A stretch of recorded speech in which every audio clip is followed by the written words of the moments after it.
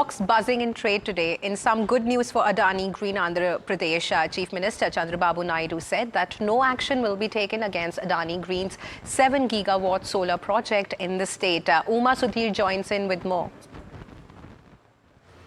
So Andhra Pradesh Chief Minister Chandrababu Naidu has ruled out any kind of a punitive action or cancellation of contracts based on the reports that had come out of the US suggesting that filings by the Security Exchange and Commission in the US had mentioned some kind of a bribe that was paid to officials in Andhra Pradesh for entering into a contract for purchase of power.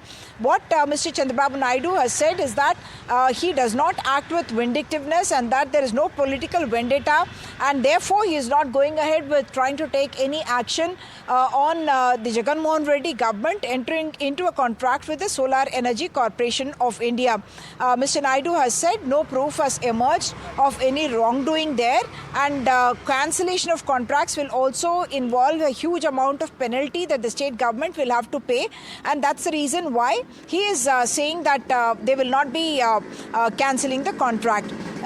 Three things I must point out. One, that Jagan Mohan Reddy, as Chief Minister, the period during which this contract was signed, has told NDTV that the contract that was entered into was between the Andhra Pradesh government, the Solar Energy Corporation of India, which is a government body at the centre, a central PSU, and also the Power Corporation in Andhra Pradesh, which is also a government body. And he said there is no question of any third-party involvement in that. The second point that he pointed out was that power has never been purchased at a cheaper rate by Andhra Pradesh, and therefore when the offer came for selling the power at ₹2.49, he did not want to give up on that opportunity and had therefore entered into the contract.